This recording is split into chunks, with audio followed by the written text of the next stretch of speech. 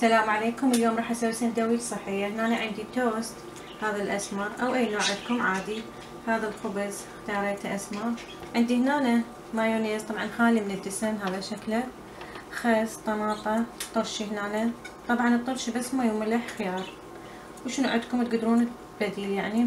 طبعا هنا أنا عندي اللحم سلقته مي وملح وقرنفل، يعني حبايتين قرنفل وقطع صغار من الدارسين خليت وياه وملح وسلقته وقطعته على هذا الشكل.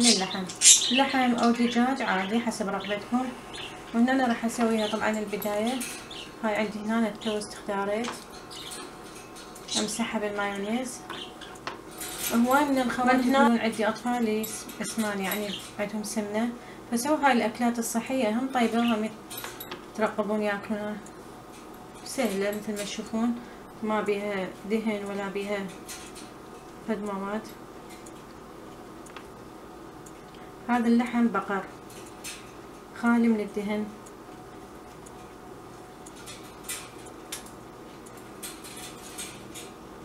هاي طيبة من ياكلها الطفل غدا، وياها بعد تجي زلاطة او شوربة.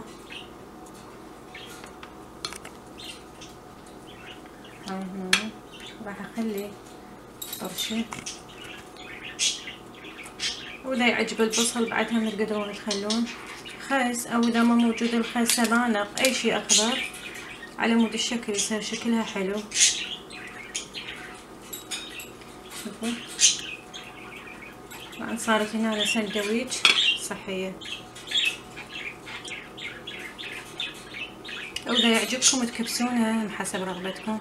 هسه هنا صارت السندويش جاهزة، راح اخليها بصحن التقديم. هاي السندويش صارت جاهزة عندي مثل ما تشوفون شكلها. طبعا هنا أنا خليت وياها شوربة مال ماش، وراح انزل الطريقة. وهنا أنا خضروات الموجودة عندكم اللي يعجبها، وهذا شكلها النهائي والف عافية.